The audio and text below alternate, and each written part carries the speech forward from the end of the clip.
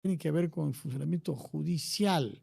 Hemos invitado al abogado Julio Rodríguez, de vasta experiencia ante los tribunales y en la cátedra universitaria, para que nos dé su opinión sobre lo decidido ayer por la justicia. Doctor Rodríguez, muy buenas noches, gracias por estar con nosotros una vez más. Un placer para mí, don Fernando, ¿no? Y tiene usted razón, muchos temas que conversar. Muchos temas que conversar y lamentablemente no hay una prioridad puesta en la lucha contra la delincuencia porque estamos discutiendo de miles de aspectos procedimentales y de casos en los que hay errores manifiestos de los operadores de justicia, sobre todo en el caso de Betsy Chávez.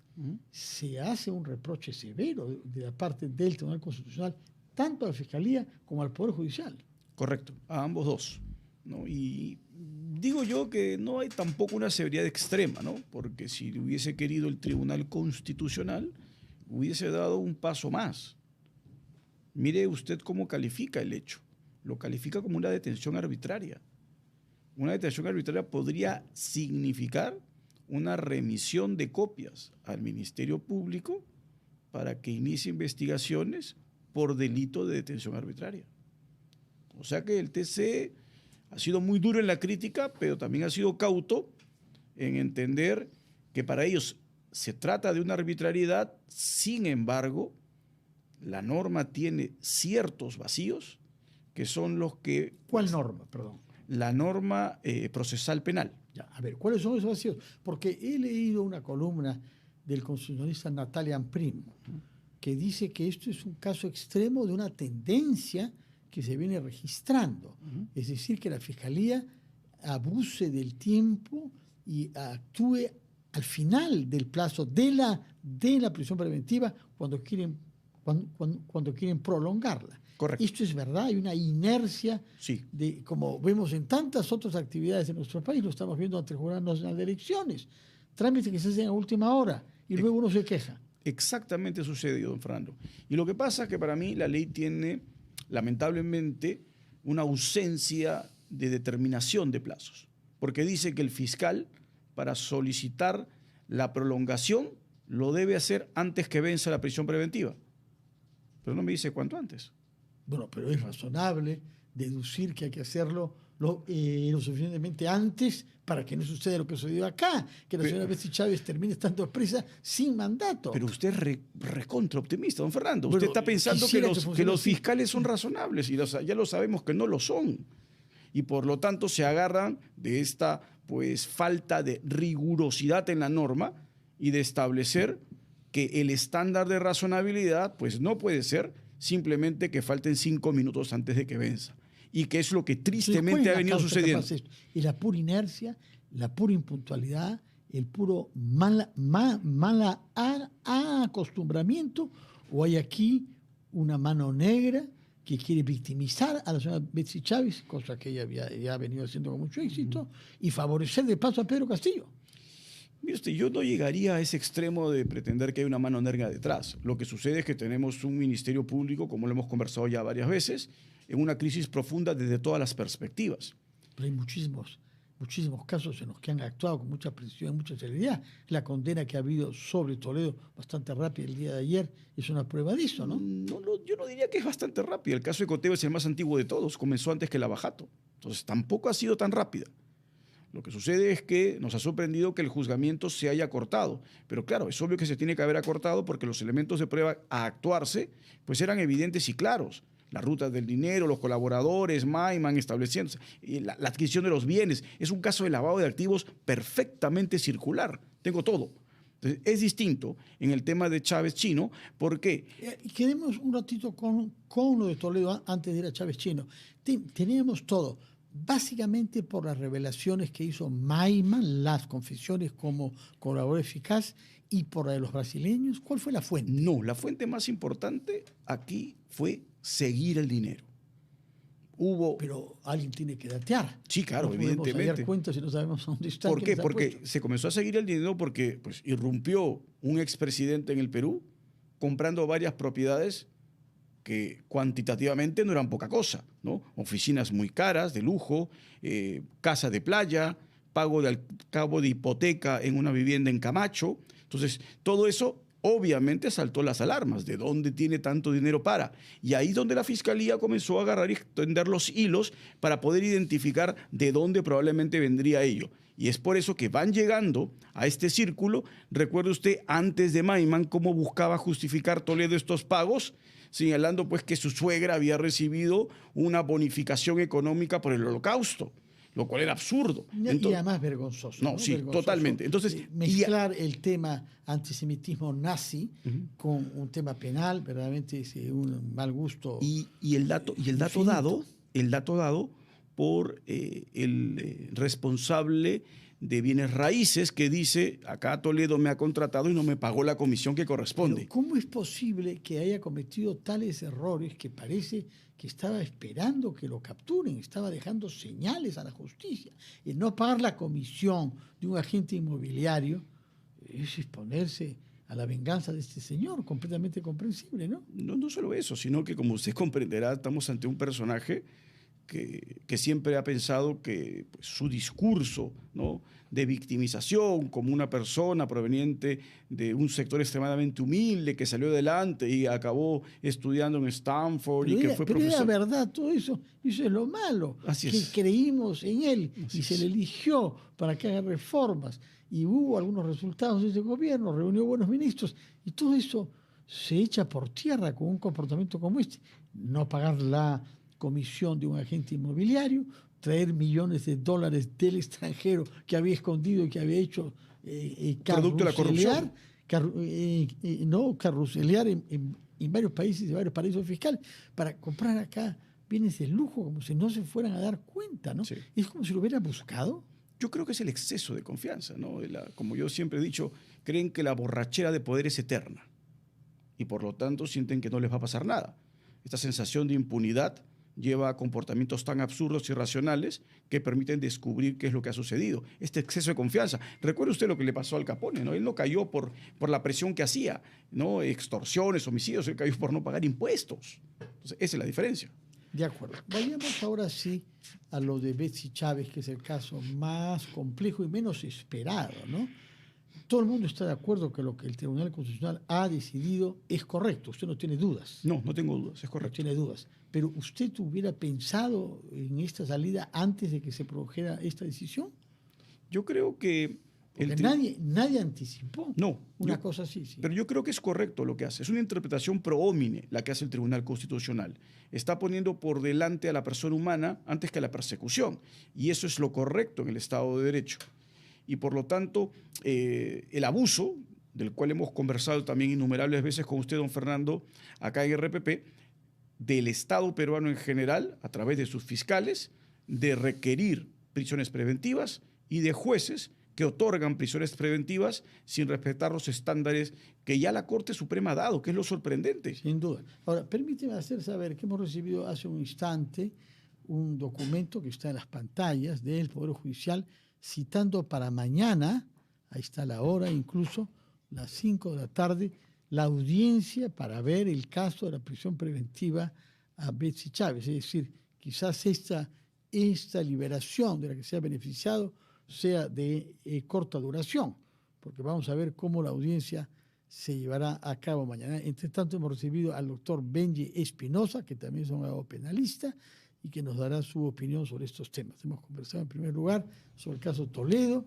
Aparentemente hay un vasto consenso de que todos los elementos estaban dados y sobre todo un comportamiento totalmente racional que le ha permitido sembrar prácticamente las evidencias ante los ojos de los fiscales para que fácilmente puedan obtener que se le condene. Si bien la condena ha sido menor que lo que la Fiscalía pidió, porque la Fiscalía pidió 16 años y meses y se le dio 13 y meses. ¿A qué atribuye usted esta clemencia relativa que ha tenido el Poder Judicial? Don Fernando, buenas noches. Buenas noches, doctor Julio. Buenas noches. Bueno, la Fiscalía solicitó 16 años, la Corte Superior le impuso 13 años y 4 meses. Básicamente porque lo que ha hecho es analizar las circunstancias personales de Toledo, el medio en el que se desarrolla, la edad, que debe ser un factor importante también, así que por eso es que le impone, digamos, esa pena poco menos concreta. que lo que pidió Un la poco Fiscalía. menos de lo que solicita la Fiscalía. Sí. Pero le dan la razón en todo el resto. Sí, claro, porque dice que hay delito y hay responsabilidad. Son los dos grandes temas que se discuten en un juicio penal. Si existe o no existe delito, si se configuran los elementos de lavado de activos, se ha dicho que sí.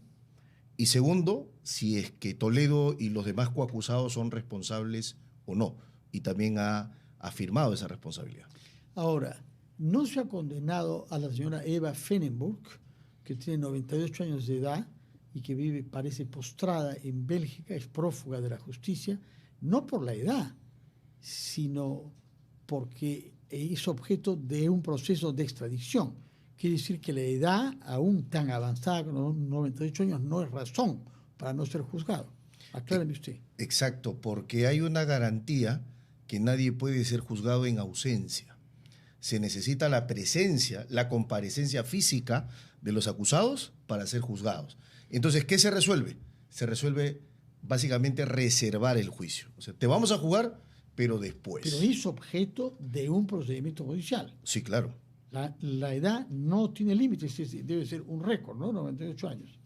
No, definitivamente no lo es. Y no habrá visto en su larga carrera nadie de esa edad, menos mal. Seguro que no, Sí. pero no es ninguna restricción porque, a ver, sería peligrosísimo que nosotros tratásemos de ocultar la responsabilidad en un tema de edad, porque pues, esto sería, en esencia, la ventana para que todos aquellos que se sienten mayores de determinada edad comiencen a cometer delitos y se escuden en esa edad para generar espacios de impunidad. Por lo tanto, ahí eso no es admisible. Ojo, y esto es común, no es solamente exclusivamente propio de nuestra legislación. En todo el mundo occidental esa es la perspectiva que se mantiene. Por lo menos para cierto tipo de crímenes. He visto casos, Sí, claro, obvio. He visto casos en Alemania, gente de más de 100 años, juzgada por crímenes que se hallen en vinculación con el régimen nazi. Por ahí no hay ninguna complacencia. Señor Benji, habíamos estado hablando sobre el caso de Chávez, también queremos conocer su opinión, doctor Espinosa. ¿Cuándo previó usted que la justicia podía liberar a Betsy Chávez? Porque nos ha sorprendido. No sé si a usted también, señor Benji Espinosa. En realidad a mí no, porque el Tribunal Constitucional viene emitiendo pronunciamientos reivindicando la libertad y limitando el poder punitivo del Estado.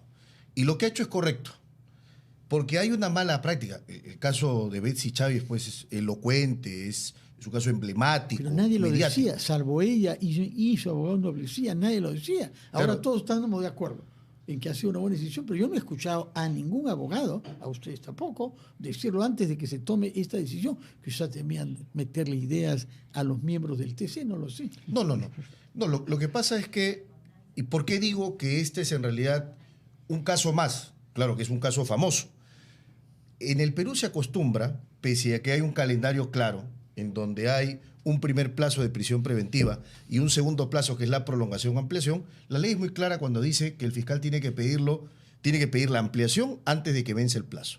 Pero los fiscales Es un han poco entendido... vago, como nos ha dicho el señor Rodríguez. Claro, pero- Antes de que, sí, pero antes, ¿cuánto es? Unos minutos antes. Es que ese es el problema. Entonces, los fiscales, pues, muy pegados a la ley, creen que se satisface ese requisito presentando el mismo día, horas antes. En el caso de Betsy Chávez fue un día antes. El juez programa la audiencia después y decide cuando ya el plazo se venció. Ahora, hay un escenario interesante, ojo, ¿Pero es la don primera Fernando. vez que hay una decisión de este tipo? No, Que sepa. es más, en el caso Castillo también ha pasado. Y esto podría No, con repercutir en Pedro el caso Castillo. Sí, claro. A Pedro Castillo. Sí, claro. Sí. A Pedro Castillo le han prolongado la prisión Sí. días después de que se había vencido el plazo primigenio. En el caso de Rebelión también. En el mismo caso, donde a Betsy Chávez le prolongaron la prisión días después de vencido el plazo, ha pasado lo mismo con Pedro Castillo. ¿Y por qué nadie ha protestado por él? Es que Señor no, Rodríguez. no ha sido A exactamente ver, lo mismo. ¿Qué es lo que ha pasado en el caso de Betsy Chávez que se diferencia del caso Castillo? No solo es que el pedido, ¿no?, formalmente cumple con el requerimiento de la norma de ser presentado antes de que venza, sino el problema es lo que sucede después. La ley es bien clara. Yo tengo que fijar audiencia durante los 3 días siguientes. Entonces, ¿cuál es la interpretación del Supremo Tribunal encargado de la investigación preparatoria? Días hábiles. Pero un momentito, esas no son las reglas del código. Cuando se dice días, Es días. naturales. Calendarios. No puedo interpretarlos como días hábiles. Y a eso, ¿no?, justifica con la existencia de algunos problemas, ¿no?, organizacionales en esa época. Entonces lo acaba estirando hasta varios días más.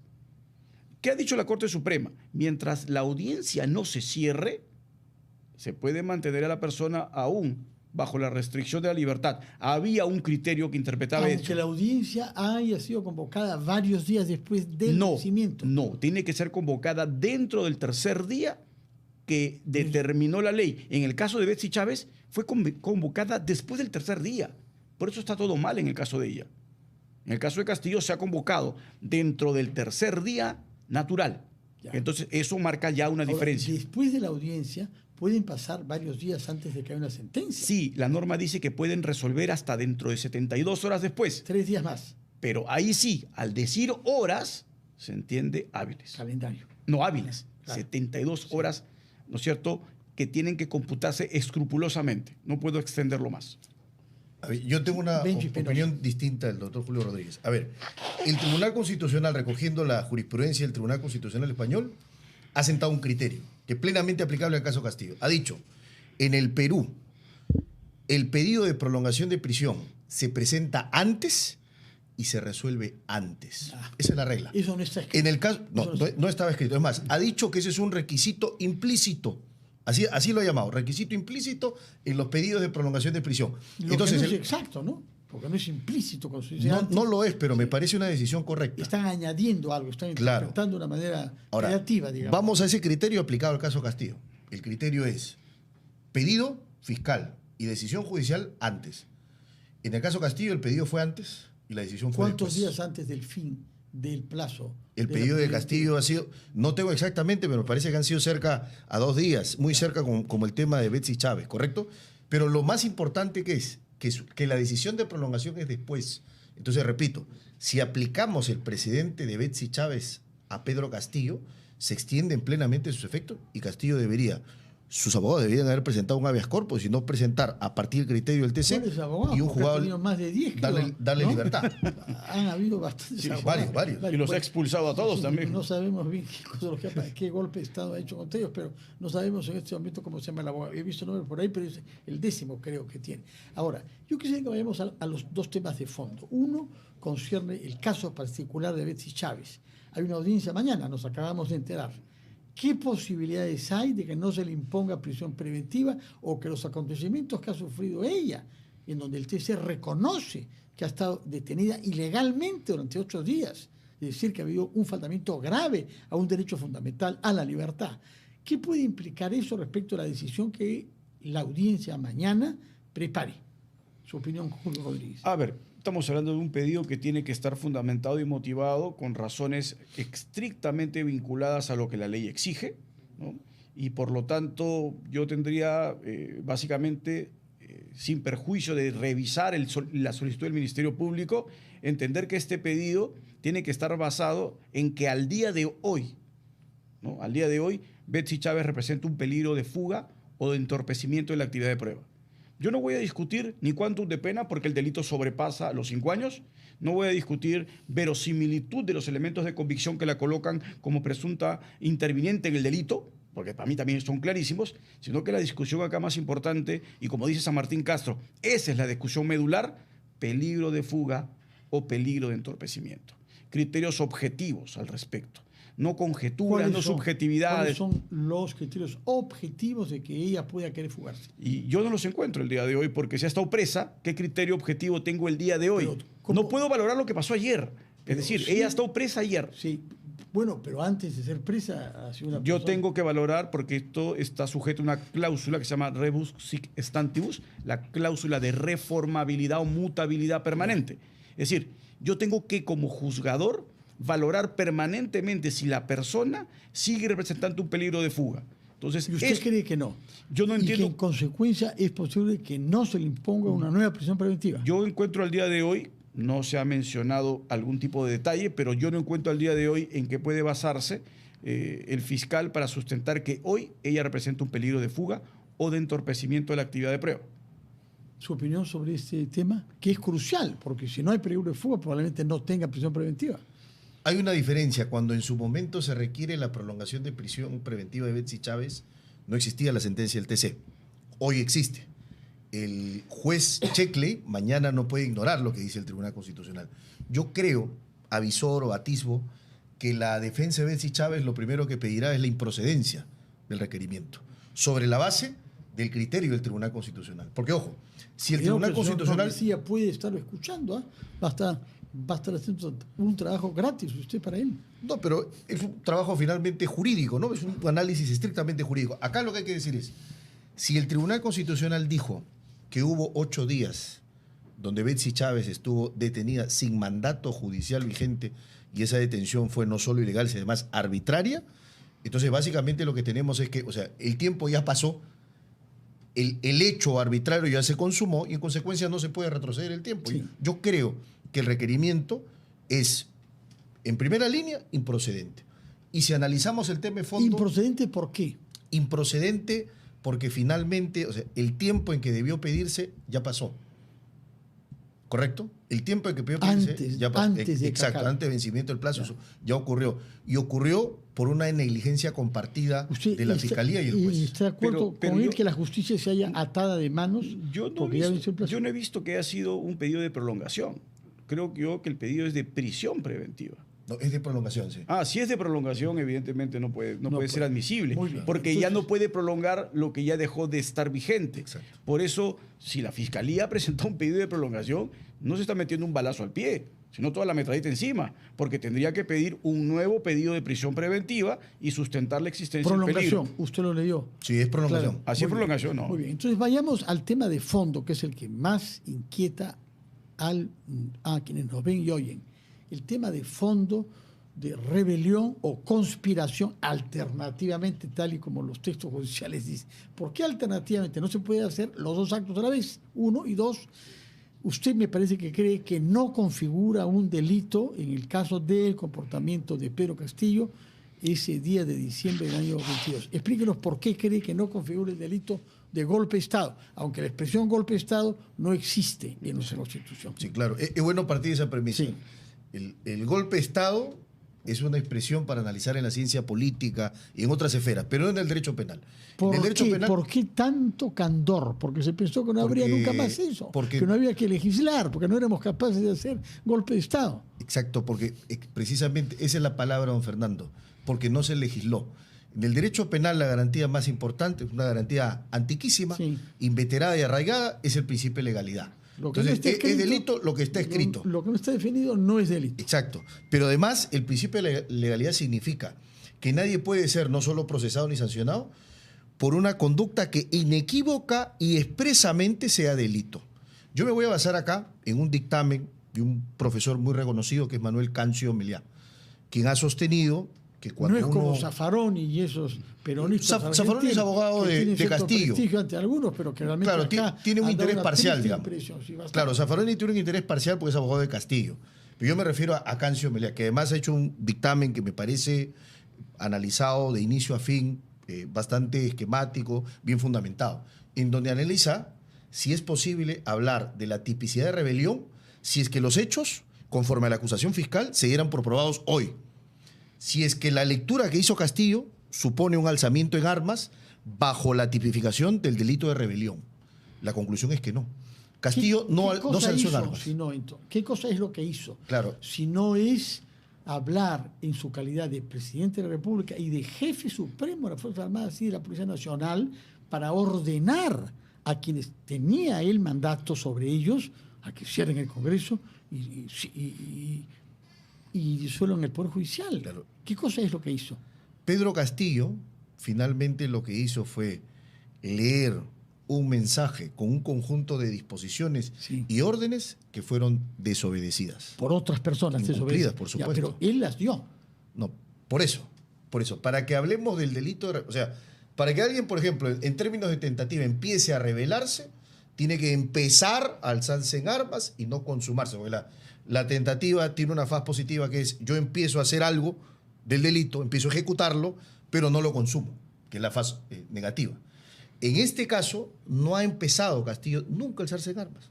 ¿Por qué no decir? Alzarse en armas Ajá. es algo que se puede decir de mí. Si yo capturo una ametralladora y ataco a los centros de poder. Pero el jefe de Estado, que es el jefe supremo de las Fuerzas Armadas, no necesita llevar armas para dar órdenes respecto del uso de ellas. Para el delito de rebelión, sí.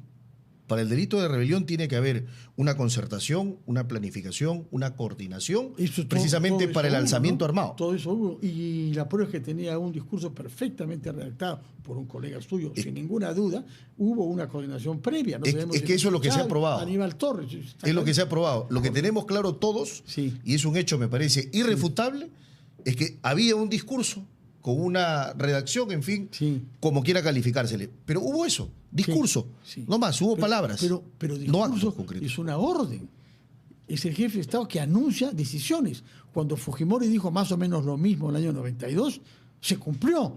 Pero hizo él lo mismo que Pedro Castillo. Solamente que en un caso fue seguido por otros y en el otro no. Ahí está la Las diferencia. palabras son las mismas. Ahí está la diferencia, precisamente. Que en un caso se siguió, se obedeció, se cumplió, y en otro no. En el caso Castillo no. Creo que todos podemos estar de Señor acuerdo en Rodríguez, eso. ¿qué cosa piensa usted sobre estos Yo matices que pone? he leído el dictamen del profesor Canso Meliá, ¿no? Yo personalmente tengo una posición distinta, desde una perspectiva de análisis de tipicidad, que es importante. Lo que ha dicho Benji no está previsto en el tipo penal. El tipo penal es muy claro y muy preciso.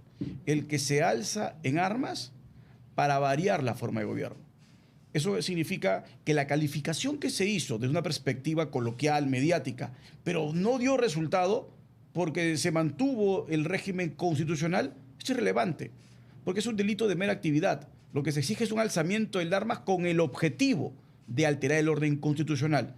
Este concepto de alzamiento en armas, y esto Cancio Meliá se ha ido a una definición que, por ejemplo, no es la definición que se establece en el ámbito norteamericano, que es muy rico al respecto, dice, ya no puedo entender el alzamiento de armas como que el presidente agarra una bazuca o una metralleta y él mismo lo hace. Hubo en los Estados Unidos también una tentativa de golpe de Estado en el Capitolio sin armas, ¿ah? Sí. Con algunos cachos, algunos peludos, etcétera, pero no hubo armas de fuego, no se usaron, a pesar de que murieron algunos policías, ¿no? Sí, y entonces el concepto que se mantiene ahí es el concepto que está ligado a las competencias funcionales. El presidente de la República es capaz, de acuerdo a sus competencias, de instruir y ordenar a quienes tienen las armas para realizar un acto de esa envergadura. Sí, Lo tiene. ¿Lo hizo en su discurso? Sí lo hizo. Se configura. Es un delito de mera actividad. No necesito un resultado. No necesito que el orden constitucional se haya alterado. Y el tipo lo dice. Y es bien claro, el que se alce en armas para variar la forma de gobierno. No Señor significa Benji que la tenga que Espinosa, variar. sí. No significa que la tengan que variar, pero significa que tiene que verificarse el alzamiento en armas. Castillo alzó un papel en el que yo no estuve de acuerdo, por eso renuncié. Hasta hoy no estoy de acuerdo. Me parece que hizo mal. Me parece que además es una infracción a la Constitución. ¿Cómo califica? ¿Cómo Que es una define infracción a la Constitución. Una infracción a la Constitución. Claro, pero no delito de Pero rebelión. no delito. No delito de rebelión. La infracción a la Constitución ocasiona que a Castillo se le despoje del poder, deje de ser presidente. Pero ¿Bajo qué solo modalidad? Bajo la modalidad de una vacancia, que es lo que se hizo con él. Claro, ¿Qué modalidad? que además se hizo mal. Ya. Y ese es otro punto. Ese es otro punto. Pero lo que yo digo es, mi posición es, Castillo cometió una infracción, sí, pero no al orden penal, sino al orden constitucional, que es distinto.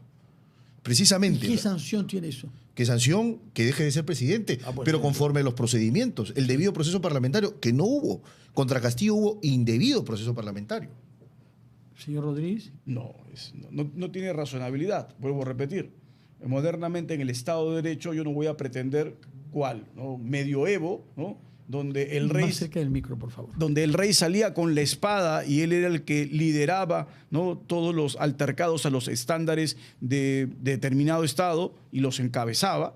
Eso ya no es posible el día de hoy, porque lo que, vuelvo a repetir, se valora es la capacidad que tiene un jefe de gobierno, sobre todo en el estándar nuestro, en la Constitución, que él es el jefe supremo de Fuerzas Armadas y Policiales, y por lo tanto, lo que dijo ese día, para mí es clarísimo que se trata de la configuración de ese delito, conforme lo ha reconocido también la Corte Suprema, que ya ha establecido un criterio de interpretación de la norma. Por lo tanto, yo ahí coincido con lo que ha dicho San Martín Castro respecto a cómo debo concebir el delito de rebelión. Y por lo tanto, para mí encuadra en los supuestos típicos. ¿Estoy de acuerdo con lo que ha dicho el juez César San Martín? No, yo disiento respetuosamente la posición del doctor San Martín. Creo que no es una posición correcta por lo que estoy señalando. ¿Qué específicamente de lo que dijo San Martín no le parece? En el tema de que, por ejemplo, en alzamiento armado puede haber lo que se conoce como una intimidación o una aflicción psíquica, o sea, entender una suerte de violencia psíquica para que califique eso como alzamiento armado. De ninguna manera. Pero ¿qué pasa si un criminal, de los que abunda ahora último, intenta atracar un banco con una arma falsa? Eso no es entonces un crimen con arma, pero es un crimen.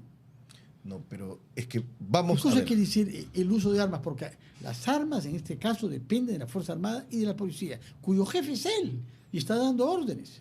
Pero es que Castillo era jefe supremo de la Fuerza Armada y la policía, eso no está en discusión. Sí. La discusión es, y vuelvo a traer el caso Fujimori, que hubo condena de rebelión, además, por penas muy bajas, que mira, a Castillo le están pidiendo 34 años, 65 millones de reparación civil. Eso lo ve la audiencia, eso lo ve la ciudadanía. Entonces, acá hay que ser muy claros. No, Fujimori nunca pudo ser juzgado por el golpe de Estado. No, me refiero por una a quienes razón fueron muy condenados. simple, que Chile no juzgó a Claro. Pinochet. Mal podía extraditarlo con ese cargo. No hubo limitación ahí. Nosotros tuvimos que quedarnos callados sobre ese tema. Pero me refiero al hecho y me refiero a las condenas que hubo en el momento. Pero ahora vamos al punto acá. El punto es, insisto, lo que tiene que verificarse es el alzamiento armado. ¿Hubo orden? Sí. ¿Alguien lo obedeció? No. ¿Hubo disposición? Sí. ¿Alguien lo cumplió? No.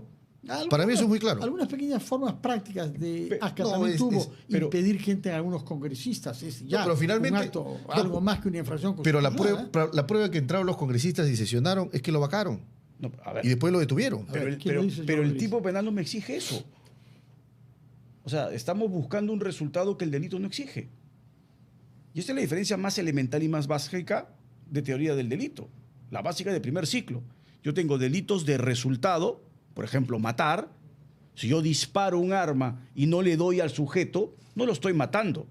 Lo intenté matar.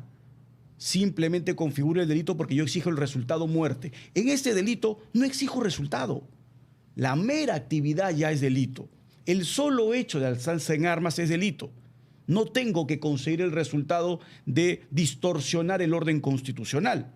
Pero además, la cosa se le pone más cuesta arriba a los que quieren defender a Castillo, porque alternativamente la Fiscalía me dice, ojo, si no voy a poder acreditar la configuración de rebelión, voy a poder acreditar conspiración. Y en la conspiración, ¿qué exijo? El tipo de conspiración es un tipo básicamente en donde yo me pongo de acuerdo con otros. La dogmática dice, es un acto superior de planificación delictiva que está por encima de cualquier plan del autor. Yo conspiro, ¿para qué? Y dice, para cometer rebelión. Entonces, ni siquiera tengo que haber realizado el acto de rebelión, sino conspirar con ese objeto. Sí, sí. ¿Qué cosa contesta usted eso? Porque es cierto que en los documentos siempre hablan rebelión o conspiración alternativamente, ¿no? La Fiscalía plantea un caso de rebelión consumada o de conspiración de rebelión. La conspiración para rebelión es un acto preparatorio criminalizado. Vamos hacia atrás, pero ojo. Pero para mí, ese planteamiento, ojo, que es lo que se conoce en derecho como calificación alternativa, es decir, juez, si no lo condena por esto, condénelo por esto otro, para mí demuestra la debilidad del caso. Porque si la Fiscalía estuviera convencida, voy con una sola tesis. Bueno, ese es uno. No, bueno, no. Eso es un no punto. Es debilidad, sino es cubrir todo el espectro de las posibles interpretaciones. Por eso. Es más bien de sabiduría jurídica, ampliar el marco de la acusación. Y de estrategia, ¿no? Porque los fiscales norteamericanos imputan varios delitos para, de esa perspectiva, asegurarse el resultado de éxito, ¿no? O sea, y eso no significa que están débiles, sino que están buscando cerrarle todas las puertas a la defensa con el objetivo de tener un caso de éxito. A mí no me parece debilidad. Finalmente, lo que yo interpreto como habilidad, lo interpretan como estrategia, pero en donde creo yo, que vamos a centrar el punto. Yo no digo que la rebelión origine el resultado. El problema que tenemos, y creo que el disenso está en que no hay alzamiento armado. Incluso en un delito de mera actividad, la actividad tiene que verificarse. ¿Y cuál es la actividad? Alzarse en armas. Es Castillo decir, no se alzó en armas. con punto. armas en la mano. No. Pero ya no hay golpe de Estado así, ¿eh? Pero perdón, pero lo que nosotros estamos haciendo es especular. O sea, esto debió haberse sido hecho así. No, No, pero lo que hay que parece- hacer es, a partir de los hechos, ver si encaja en el lanzamiento y no encaja. Ya, y lo que estamos conspiración- haciendo es estirar conspiración- la ley penal. Conspiración conspiración. tampoco, ¿Por porque qué no? tiene que haberse probado un acuerdo. No hay acuerdo en el caso. Tiene La, que haberse probado un la acuerdo. conspiración es Pero concertación, por supuesto. No hay conspiración. Manifiestamente hubo alguien que redactó ese discurso que leyó el señor y se lo pusieron en la computadora.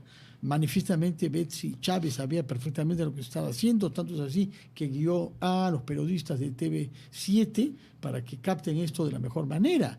Es decir, hay por lo menos ella y otro abogado, probablemente Aníbal Torres, que sí participaron en esto, ¿no? ¿A eso no lo llama usted coordinación para conspirar? Para mí no. ¿Cuándo hay Para conspiración? mí no. ¿Cuándo hay No, conspiración? no, porque el acuerdo tiene que ser un acuerdo en donde se distribuyan roles, en donde se planifique lo que se va a hacer. Para mí eso no es suficiente. Se ha visto a Betsy Chávez, se ha visto, son imágenes que se ve a Aníbal Torres, pero la pregunta es, ¿dónde está el acuerdo? Además, te voy a decir una cosa Pero más. saben lo que estaban haciendo, ¿Cómo? estaban informados de lo que estaban haciendo, escucharon el discurso y ciertamente aprobaron. Y es difícil creer que no estaban informados previamente. Pero que ¿no? además, yo pregunto, Aníbal Torres, por ejemplo, no es ministro, era en ese momento asesor de Betsy Chávez. Sí, sí, sí. Por ejemplo, y no está en la acusación el ministro de Defensa, que tendría más sentido, ¿no? O sea, No, digamos, pero- un caso de golpe de Estado en donde tienes al asesor supuestamente conspirando, no está el ministro de Defensa. Pero justamente ha podido querer omitirse todo rol de este ministro, el señor Bobbio, en ese caso, Obvio, exacto. por desconfianza de que pueda oponerse él, ¿no? O sea, que no aparezca el ministro de Defensa parece más bien algo prudente. Pero digamos, sería contrario a la esencia misma del ministro, ¿no? El ministro se designa por confianza. Entonces me dice, y además tenía poco tiempo, o sea, si lo designa por confianza, se supone porque confías en él, pero luego desconfías para cometer el delito, para mí Bueno, es una contradicción. Podría confiar en que no haya un golpe contra él, que seguramente el señor Bobbio se hubiera opuesto a eso, pero de ahí a que apruebe un golpe hecho por él, me parece una cosa diferente. El señor Bobbio creo que estuvo con el presidente ese día. Sí, estuvo. Creo Antes. que antes. Y ha sido como testigo, además. Ya. ¿Y qué Ha es lo ido que como dicho? testigo al ¿Qué juicio. es lo que ha dicho el señor Bobbio? Que él no sabía nada de lo que pasaba, ¿no? Ese es su testimonio. Parece algo Además, obvio. la designación de confianza de un ministro no está basada en que yo voy a confiar que va a delinquir conmigo. Eso es lo que está diciendo En algunos Benji. casos parece que se Bueno, cuenta en el con eso. caso de Castillo no tengo duda que ha sido así con varios ministros, ¿no? Están fugados todavía varios ahí del régimen de Castillo, pero eso es absurdo. Yo llevo a alguien en que confío que va a realizar la función inherente al cargo, Ahora, no que confío que va a entonces, delinquir conmigo. Sí, es que he comprendido bien, señor Benji Espinosa. Su opinión es que no hay un delito, hay una No. infracción constitucional Así es. que debe ser sancionada con una inhabilitación y punto. Claro. El señor queda libre y algunos seguirán creyendo en él como una figura perseguida, que ha habido un golpe contra él y no de él. No, es que finalmente el tema del castigo de la población es otra cosa, eso finalmente se ve en las urnas, pero no podemos utilizar el derecho penal para reemplazar eso, de ninguna No, manera. ciertamente no. Pero si hay una actitud que resulte complaciente, como es la que parece suya. No. Sí, porque no hay una sanción real a él, simplemente una inhabilitación. No, pero es que Bueno, pero esa es una sanción, pues son distintos tipos de sanción. pero no es una sanción que lo afecte. No, y pero le además- quita el poder. no, y además, don Fernando, No es poca cosa. la concepción de Benji respecto a la conspiración también es una concepción que no se sujeta a lo que dicen pues, los tratadistas expertos al respecto, ¿no? Nosotros no tenemos una figura de conspiración individualmente general para todos los delitos. Los españoles la tienen, ¿no? Nosotros no la tenemos. Entonces tenemos... Ahí sí ha habido un golpe de Estado en el año 81, usted no habría nacido, Benji, Así es. con un coronel del ejército que entró disparando al Congreso Así es. y obligó a todos los congresistas a echarse al suelo, sí, claro. menos un comunista y Adolfo Suárez, creo, ¿no? Así es. No, un general Gutiérrez Mellado, Adolfo Suárez y Santiago Carrillo presente. Pero ahí sí fue un golpe de Estado como los que quisiera usted para que sea jurídicamente inapelable. Pero como con lo que está en armas en nuestra la mano. ley. ¿Ah? No. Es que como lo que está en nuestra ley, pues yo digo, en todo caso lo que hay que hacer es ampliar, o sea, considerar esa conducta, pero no, o sea, hoy, bajo nuestra legislación, eso es inadmisible. Es una posición que tengo. De acuerdo, no, sí, hemos comprendido y respetamos naturalmente, pero lo que usted sostiene contradice lo que ha estatuido el juez San Martín a título de la Corte Suprema. Por supuesto, y es una posición, repito, respetable porque lo dice el doctor San Martín, pero creo yo equivocada. Muy bien. Hemos tomado nota entonces de las posiciones de ambos, que resulta de lo que ha pasado con Betsy Chávez y lo que pueda pasar cuando se proceda al juicio oral contra Pedro Castillo. ¿Hay una fecha para eso? ¿Tenemos alguna idea? Porque también corre el tiempo de la prisión preventiva de Pedro Castillo, ¿no? La prisión preventiva de Castillo vence en diciembre, el 7 de diciembre, Esto va a acabar antes. y ¿Ah? debería acabar antes porque, a ver, ya El se juicio agotó, oral puede acabar antes. Ya se acabaron los testigos. Ya. ya se acabó la prueba, Y están en prueba de O oficio. sea que puede ser excepcional. condenado antes de fin de año. Sí, no, de todas maneras. Antes de fin de Es año. que ya están en la recta final, en realidad. Bueno. No, y además, el director de debates, en este caso, perdón, el presidente del Tribunal Especial es el doctor Neira, ¿no? Con mucha experiencia, con mucho manejo. ¿En Ha eso sido- concuerda usted? No, por Señor. supuesto que sí. Muy bien, quedan invitados entonces cuando hay una decisión sobre Pedro Castillo para ver si está de acuerdo con los argumentos que se esgriman y usted con la conclusión que obtenga en el Poder Judicial. En todo caso, muchas gracias por acá y por darnos un ejemplo de conversación con posiciones contrarias, pero muy alturadas y muy respetuosas de los argumentos de las personas que participan en un diálogo. Los agradezco mucho. Muy buenas noches. Vamos a hacer una pausa y pasaremos a otro tema crudo y duro, que es la economía, a propósito de la presentación ante el Congreso de una ley de presupuesto, de la misma manera que una ley de equilibrio financiero y de endeudamiento público. Y esto lo vamos a conversar con el economista y profesor universitario Jorge González.